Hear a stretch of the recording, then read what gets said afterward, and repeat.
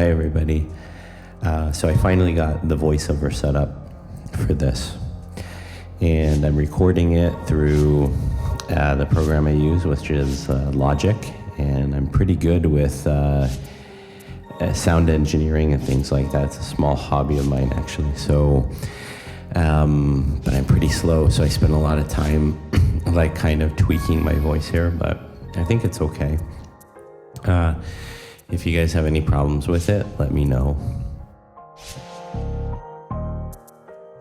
So, yeah, that was something else. The last guy, the driller, that had me so angry, and like I just shouldn't have experimented on him like that. So he ended up getting me. But the good news is that is the most times I think I ever die to a boss in this game. So yeah, so he was like the guy that really got me, I think, which I don't know why. I kept on falling for the same stuff. I wasn't focusing on it right, but anyway, that's I learned some things to protect myself in other boss fights and, take less damage in the future. So I guess it was a learning experience. So we're now on a low death run, and we'll see what happens here. We'll see how low I can get it.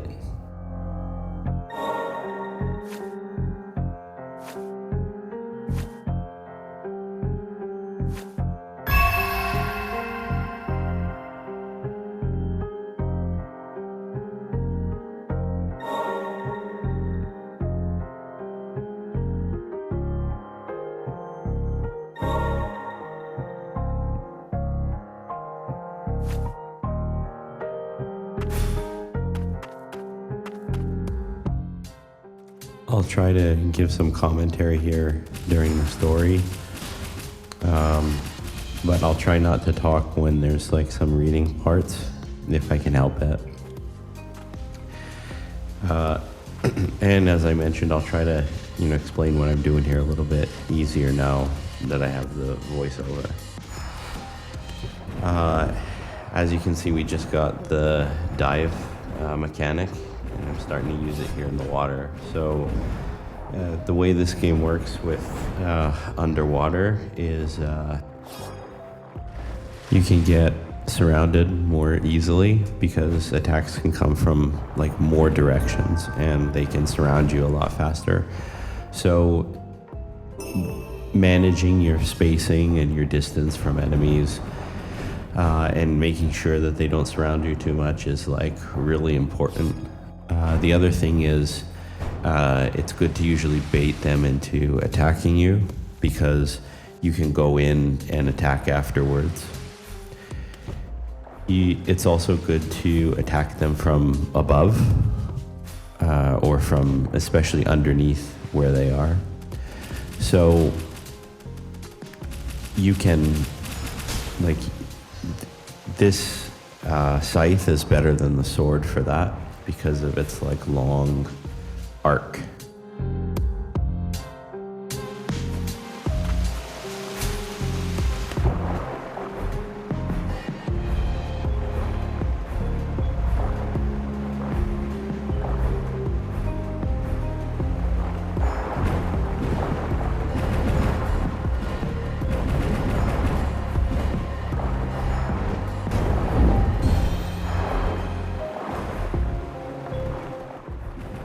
As you can see here, I'm making some stupid mistakes about getting hit with these spikes. In the beginning, I felt like they could like come from anywhere, and I didn't know. So the first thing with this type of enemy is to find out is if they're like the spikes will home in on you, or if they're just set in a particular angle, or if they're randomized with each explosion. And it was a little bit difficult to figure out because there's a lot of spikes going around it actually, but only the big ones set off. And I guess like that's a good assumption that you could probably make, but like I didn't figure that out for a little while. So I was always like, oh, and by the way, sorry, I have a cold here. I got really sick. My friend came to Japan from the US, and like, yeah, I caught like whatever cold he has. Even though like it was only like 5 days or something like that, but yeah, I managed to get sick somehow. But anyway, yeah, like it's important to know like where those spikes are gonna go. So I eventually figured it out that it was like an angular thing, and that it depends, like there's like a damage threshold that like sets them off, and I think it's also proximity based, but you know, figuring out that behavior is pretty important.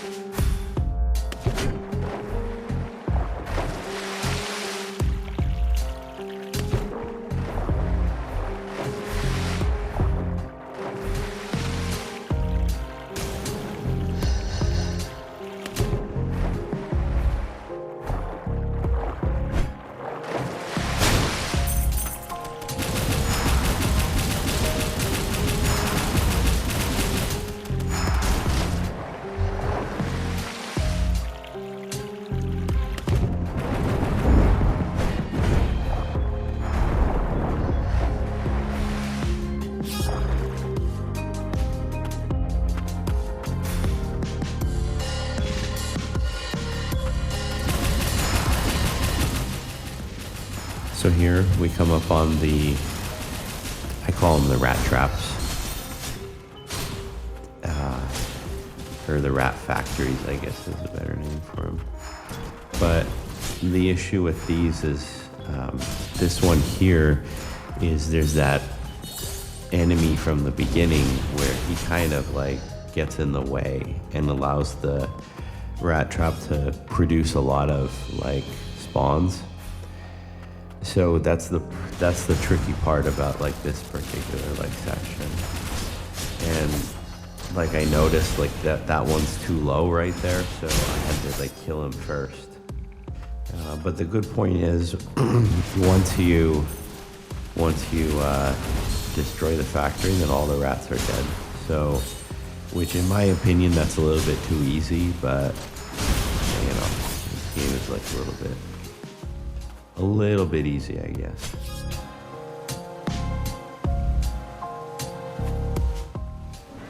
So that means it's even more important to go and attack that factory like as soon as possible and get rid of it.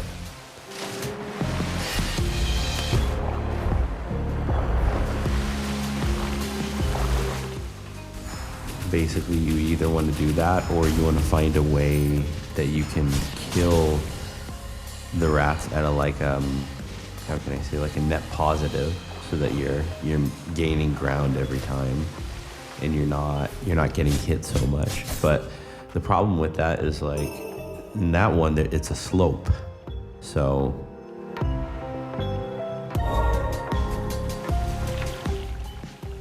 it's like a slope, so it makes it much more difficult. So you just go and destroy that thing first. Like if you notice, I just got the like 15% extra materials relic, and for me, like I also, in addition to like no death, I also wanted to like platinum the game, and I don't like to spend like a lot of extra time on it. So I knew because after you download or after you update the game, you can look and see what the trophies are, and so I knew like some of them were like material based and about collecting resources and things like that. So my goal was to like equip as many of those kind of relics as soon as possible, so that I could accumulate everything without any extra grinding at the end of the game. So that actually made this run a little bit harder. But it's not an excuse because that driller guy got me and I didn't have anything extra like that equipped at the time. So, that was my bad. I was just like, yeah.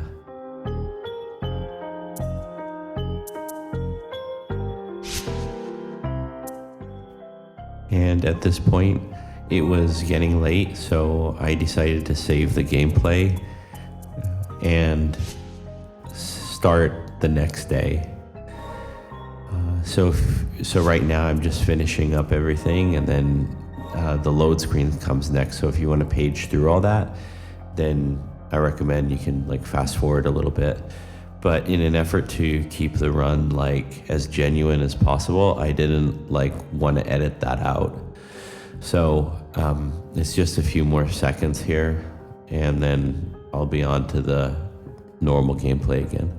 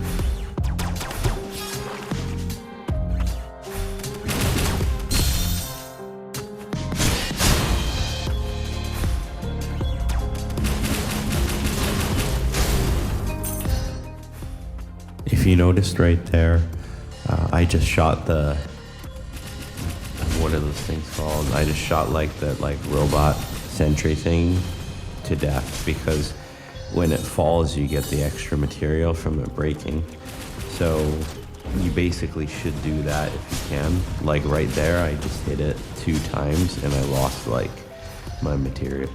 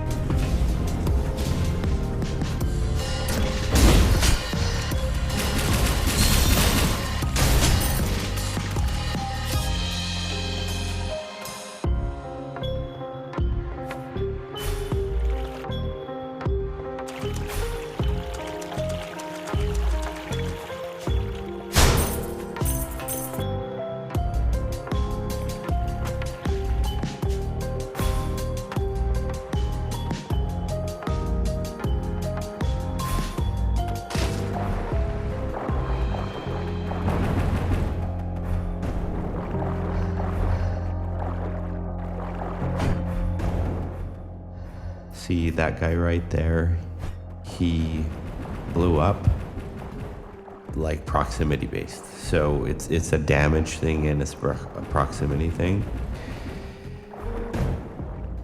And it seems to be like randomized. Like I couldn't figure out exactly when it's gonna happen. But in that case though, that's why the gun is really good, because you just, from a distance, you wear them down until they blow up anyway.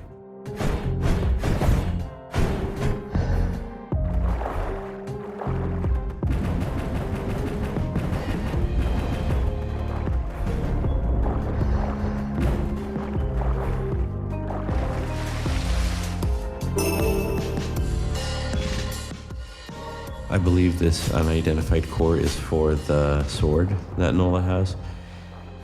And I think I go and I try it out. I forget what I did with it, but it's just, you just can't beat the range on this scythe.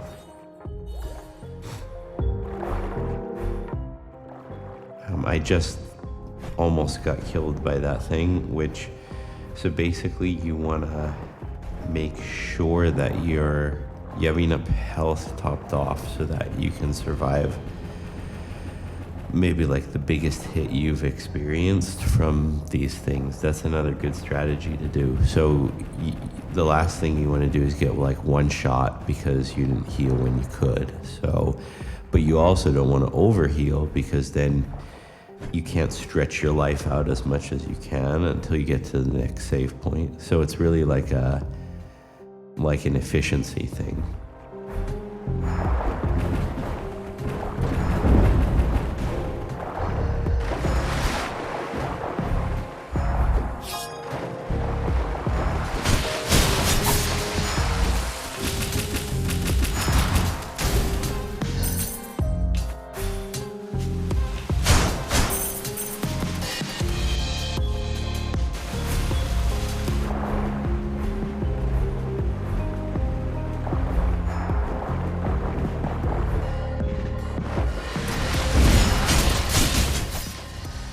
Have like kind of a funny story, I guess, about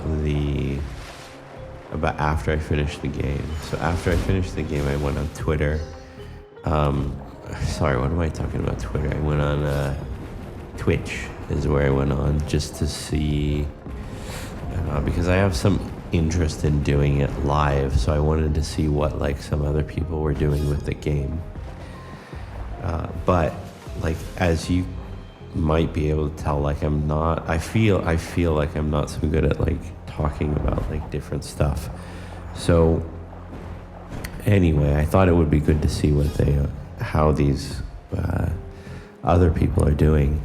And there was a girl, so the girl, I went on her stream and she was like, it was before she got the dive function, and it was like, I read the rules and everything, which I was like really new to Twitch, so like I didn't even know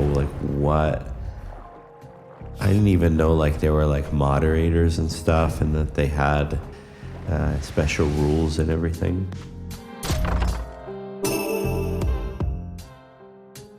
So I went in there and I started typing a little bit, and I said something like something about being able to go in the water later. I said something like, what was it? It was like, oh, you can go down there later, or like you might be able to go down there later, and so you shouldn't fight them until like you get the dive function, or something like that. I typed, and then the moderator was he or she came on, and like whatever like the woman's name was, like she wasn't really like popular at all though, but like she had a moderator though, and the moderator was like, oh, like whatever her name is, like let's call her like Miss Goody Two Shoes. So they were like, oh, well, Miss Goody Two Shoes like never, like she doesn't allow any spoilers in her chat. And I was like, come on, like if you're playing a Metroidvania game and you don't think you're going to be able to go in the water, then I don't know what to say. Like, I can't help you. Like, if you're gonna be disappointed by like that, then like, oh my gosh. So I was just like, hey, good luck, and then I left. So for me, if I ever do Twitch, I think that the spoilers, like those kind of things, like I understand like that people want to help out. So for me, it doesn't really like bother me too much. As long as, you know, it's not something that's like really obvious. If it's something that's like kind of obvious, it's not a big problem. Like that kind of thing. But if it's like, oh, like the boss's weak point is like XYZ and like you have to do this pattern or whatever, then yeah, I could understand it. So, but that was kind of funny though, like how the moderator, he was like, Miss Goody Two Shoes doesn't allow. And I said, wow, okay. So yeah, to each his own, his or her own.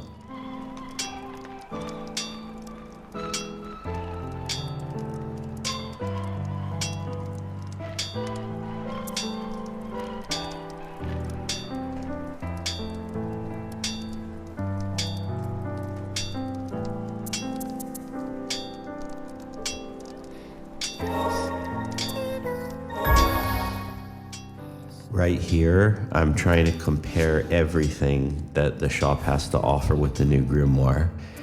And I guess I decided that the new bracelets weren't worth the defense and worth how much resources I have to spend on them.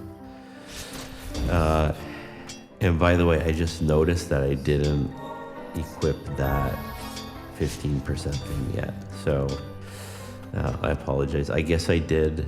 I do it a little bit later, and I noticed that like I maybe I should equip it, and then I did. I think maybe I do it here, but watch me not do it at all. But eventually I do, because at the end it's like I have like a row of like 5 relics, and they're all like extra XP, extra like materials, and extra, you know, all that stuff. And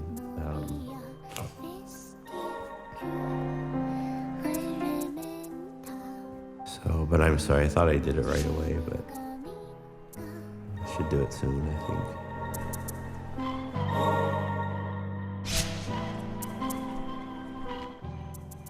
And when you look at those bracelets and things, like what do you want to buy? It's all, you're weighing like everything. It's like if you ever played that game like Settlers of Catan, which is like, it's like one of the best games ever. It's like, if for those who don't know, you it's like for like up to 4 people, I think, and you have to like gather and trade resources with each other. And I actually like, I enjoy the game, but you have to think about like so many things, like what resources you need, like how many like points that gets you to win the game, and things like that. And you have to think of like opportunity costs, like what I said later, so earlier in one of the last videos. And so you have to be like a little bit sharp, like thinking about resources. And so that's kind of like what this is like. You wanna weigh everything against each other. So how much defense do I actually get? What do I gotta pay for it? Maybe if I get an extra vial, then what can I equip? Okay, maybe I need 1 more. Maybe I need 2 more. So maybe I should build towards it. So maybe I shouldn't spend anything until I can get 2 more slots, and then I can get that relic I want. So it just all depends on like how everything matches up. And so I guess I knew that if I got that 1 extra relic, that vial, that I could equip a relic, which was actually more beneficial than the defense increase from the bracelets.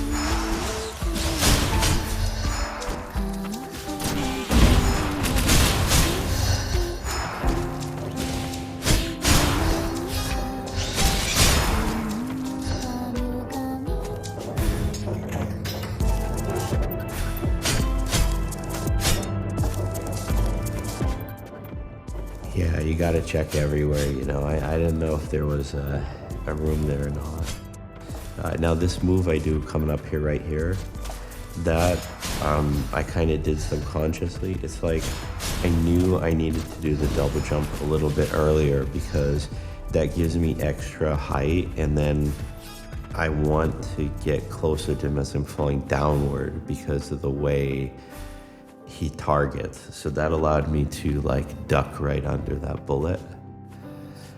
Sometimes I do things like that and I don't really think about it, but like, yeah, that's what I did. If I waited too long and then I like jumped to climb up on the ledge, kind of, it's like less, he probably would have shot me as I was climbing up or as I was like ascending from the jump.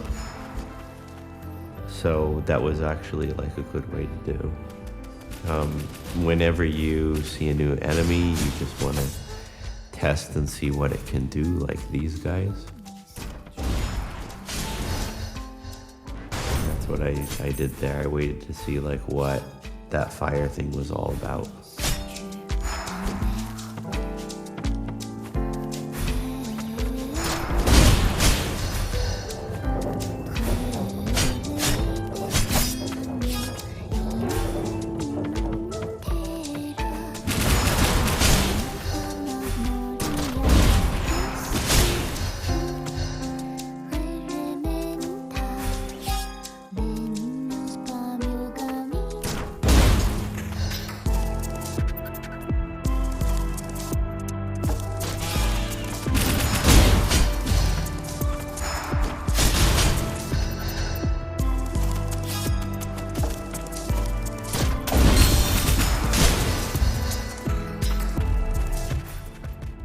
You'll notice like right here, I check the side of this column like the whole way down.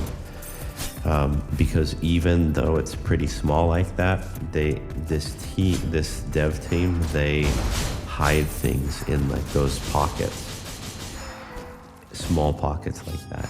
In this game, I don't know, maybe that's part of them making it a little bit easier maybe than Ender Lilies, but in the first game, there were like a lot of pockets like that, like little, there were a lot of like really tricky places that stuff was hidden in. This one, not so much, but there were a few like interesting, like kind of puzzles to solve.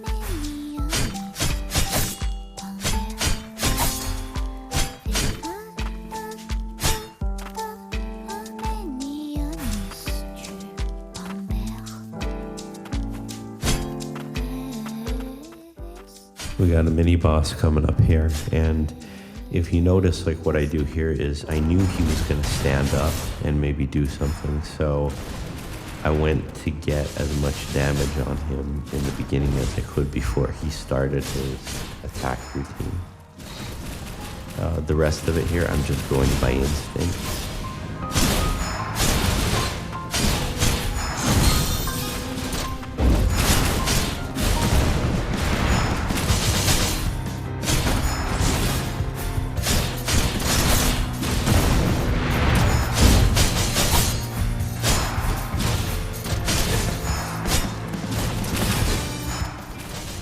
It's times like this that, you know, his health bar looks so small, but you still, like, the big point is you just gotta really be patient, because if you try to rush it, then you end up getting hit a lot. So it's best to just, you know, keep the pattern, keep the flow, and eventually he'll fall down.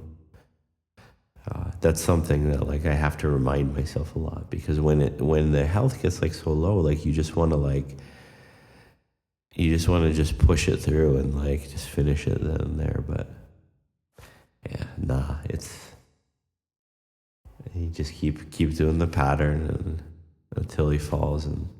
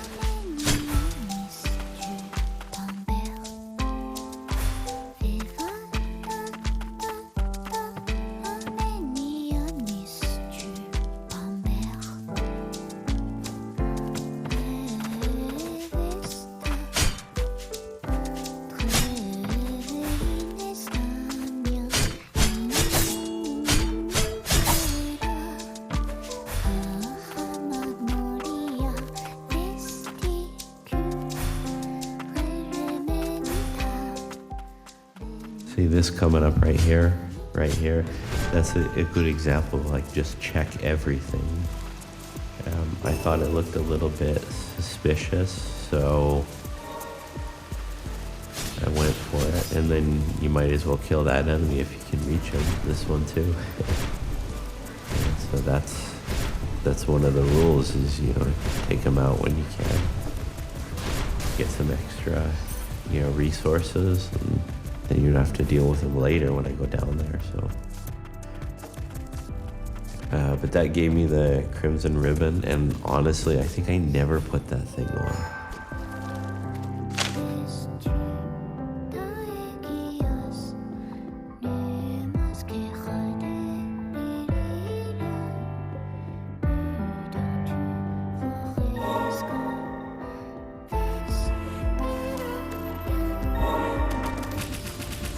Now they're gonna tell us about the hidden rooms. It's a little late, I think.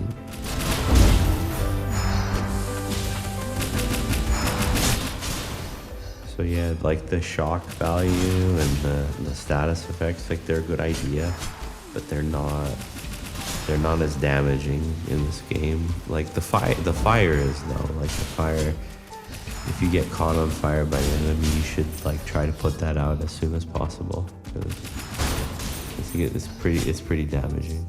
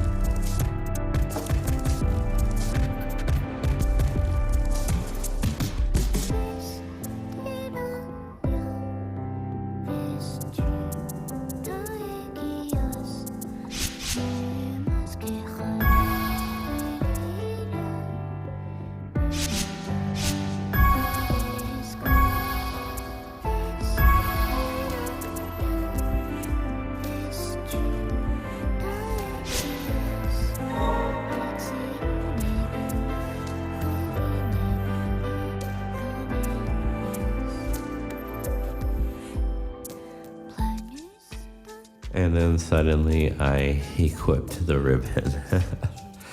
I guess I forgot I did that, but it's not for long. Like it's not a really good one. But I think I try her hammer here for a little while, and the hammer is really fun actually. Like it's like so it's so much cooler, I think. But it's just I'm not sure, but I think like the damage over time, like I'm losing my vocabulary. What is this? The DPS, like the DPS with the sickle, I think is better than this, and the range is still the same basically. And so if it's too like long like that, then you can't dodge as quickly. So the sickle is I think the better choice. And you know, the devs, they and all the artwork you can see here with the sickle. So it's almost like they knew that it was gonna be the one.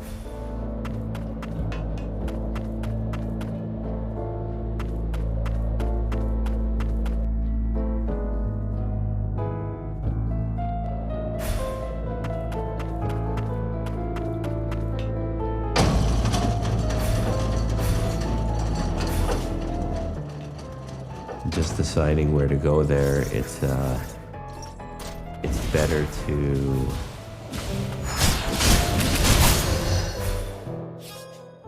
travel to the places that like are more like dead ends.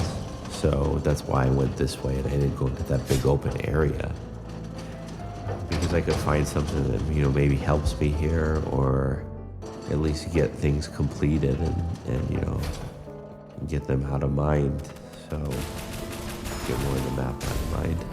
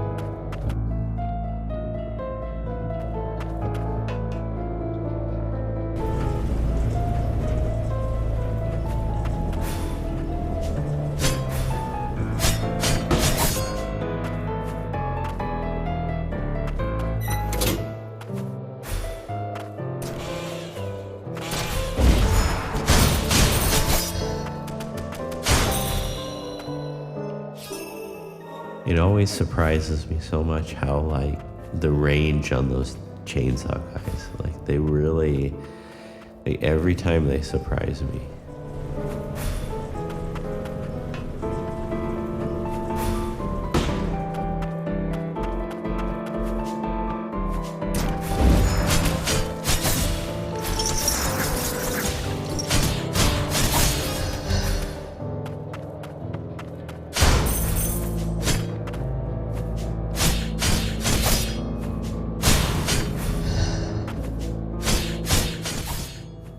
If I had the sword, I couldn't do this.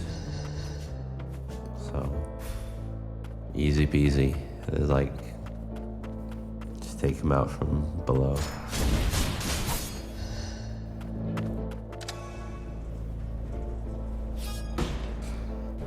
So when my friend came, we actually went to Hiroshima. I don't know if anybody's ever been there, but I've actually been there 3 times already, and I love it when I go every time.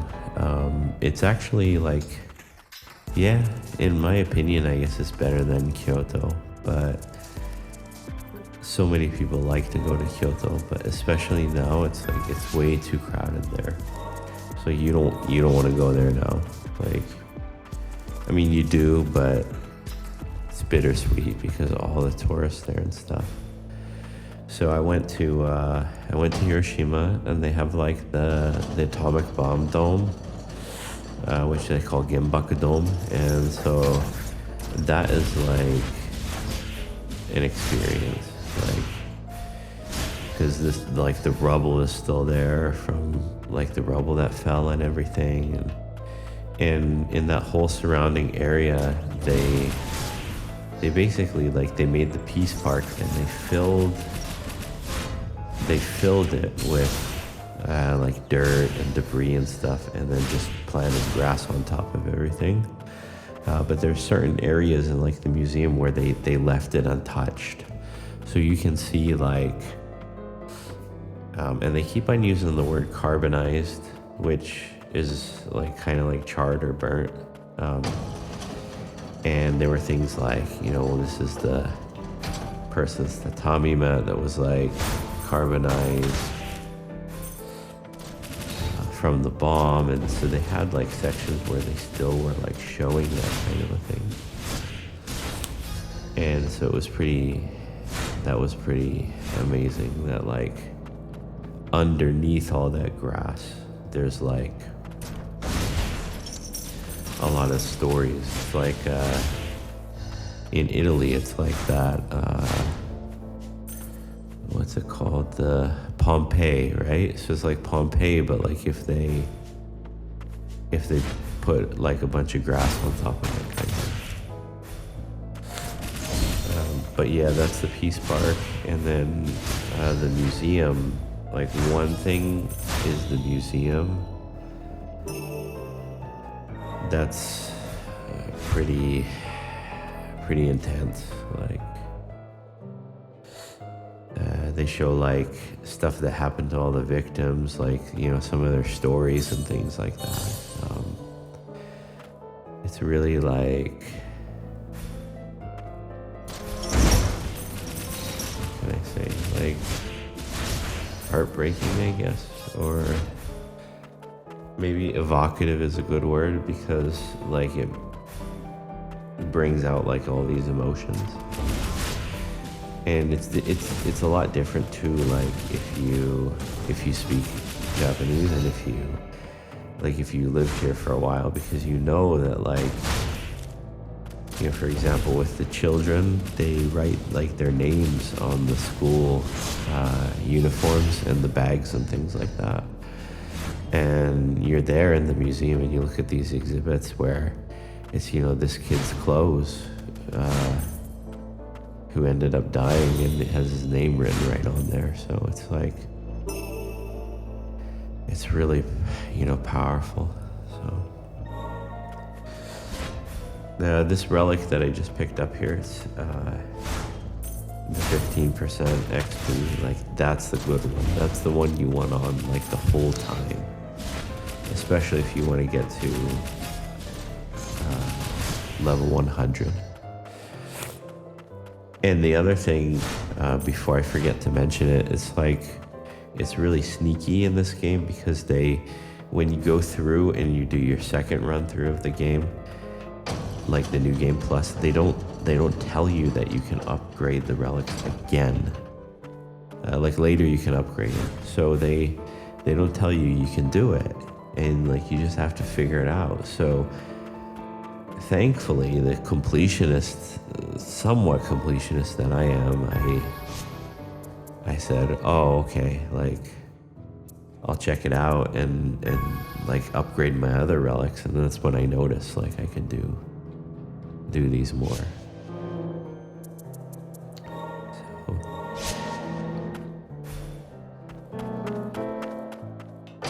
So I think, like, why I didn't equip the material one right away is because, like, I think it says, like, when enemies are broken or something, or that's the only time you get materials, I think. So I was thinking, like that doesn't happen very often, I think, and I think that's why I didn't go for it.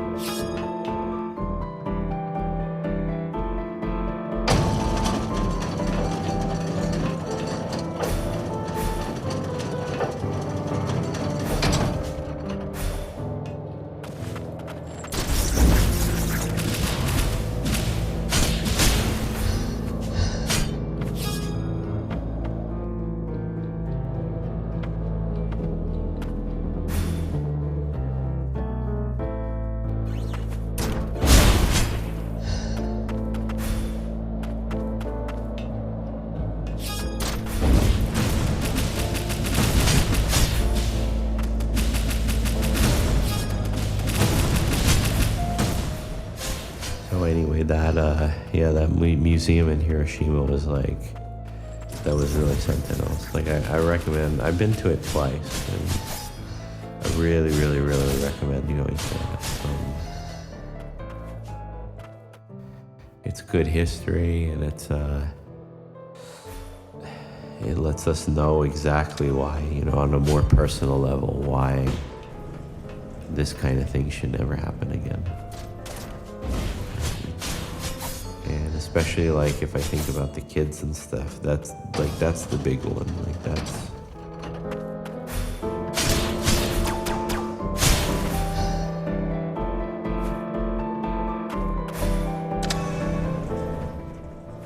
But it was informative as well, and it was a really good time to see the exhibits and to learn more about it and stuff. I'm a bit of like a history buff, especially around that time, so it was fun for me.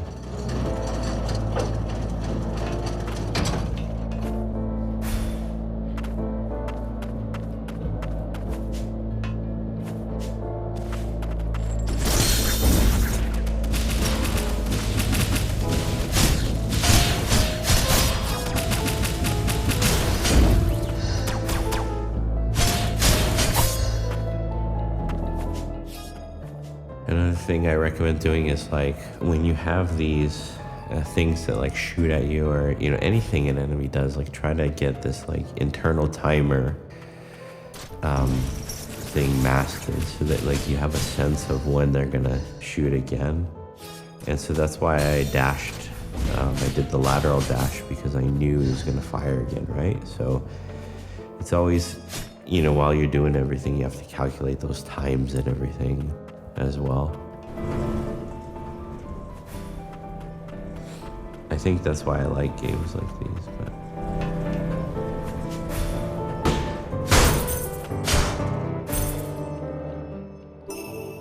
so that right there, getting through this section here, that's all like based on instinct, right? It's the first time, but that goes back to, I guess, my Donkey Kong days, because there's like so many things like that in Donkey Kong, right? Where it's like you're on the mine cart or whatever, and then you have to like jump up over the top and run across the other thing, or duck under this thing or the other thing. So it's like a second nature.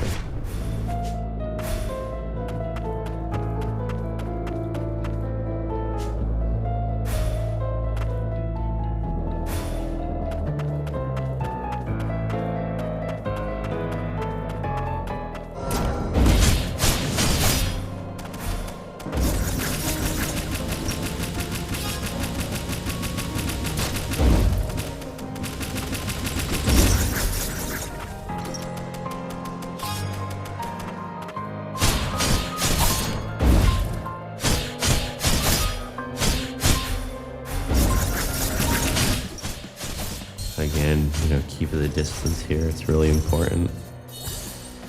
I wanted to see what he's going to do first. And he hits kind of hard, but his life is going down pretty slow. So that's the other thing you got to watch out for too. And so it's important to play defensively, especially in that kind of like situation.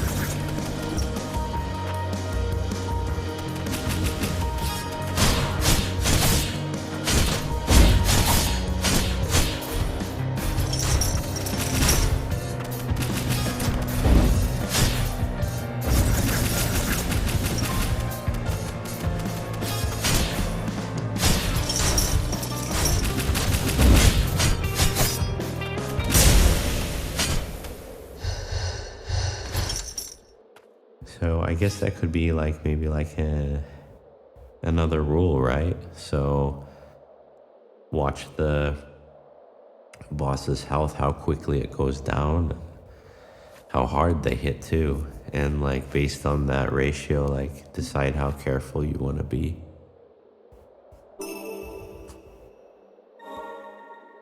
So that's about it for this video. I'll upload more parts in the future. If you have any questions about the game or Hiroshima or anything else, please let me know. If I should talk more or less or change something there, let me know too. Thanks.